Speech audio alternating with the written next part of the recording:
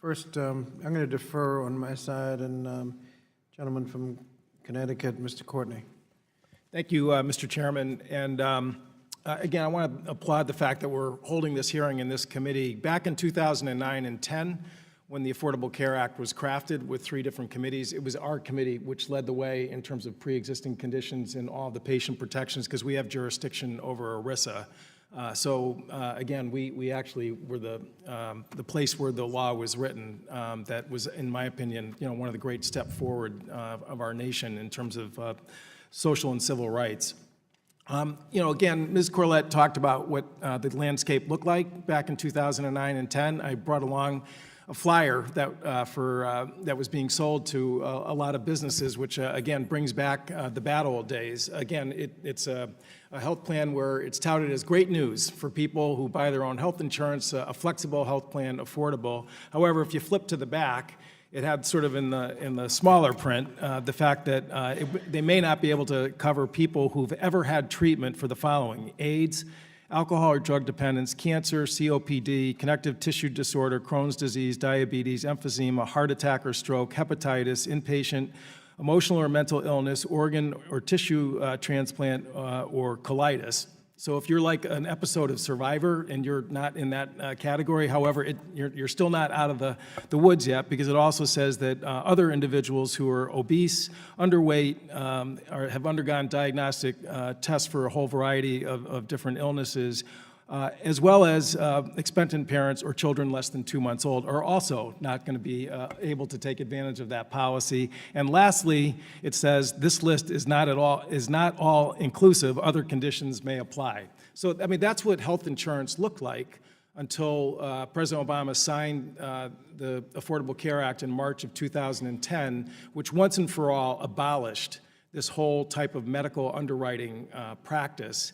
And again, it was also architecture that was built around it to make that meaningful, such as essential health benefits, the lifetime caps, which Mr. Reedy so powerfully testified to, adjusted community ratings so that older people can't be charged more than 3 times a younger individual. So again, regarding the Texas case, as Dr. Gupta said, I mean, there's absolutely no question that the Justice Department, which participated with the plaintiffs and did not defend the Department of Health and Human Services, if that ruling were to stand, again, that would just take a wrecking ball to the whole architecture, again, that was built. Is that correct, Ms. Corlett? That's correct. For the plaintiff states, if their position prevails, the entire law would be invalidated. And in terms of some of the other changes that they've made through the regulatory process, the association health plans, which again, on surface sounds great, that small businesses can team together in different sectors and go out and buy collectively. By the way, that was totally legal prior to the Trump administration's ruling, and there were about 600 association health plans across the country. What the ruling really did was it basically allowed those plans to avoid, again, a lot of these patient protections, such as essential health benefits, which were painstakingly designed with the Institute of Medicine in terms of what is health care and what should health insurance be, and lifetime caps, et cetera. So again, I just wonder if you could sort of focus on that point, that the administration, again, is in fact undermining pre-existing conditions and pre-existing condition protections with those types of regulatory actions. That's absolutely correct. Groups of employers have always been able to join an association and offer benefits if they choose to do so. What the administration is encouraging is arrangements that essentially are allowed to cherry pick the healthiest and youngest employer groups out of the regulated market and thereby gain a pricing advantage. And the short-term plans, Dr. Gupta, you mentioned, again, it's the same story, is that it's really a device to avoid, again, the protections that were built into the Affordable Care Act.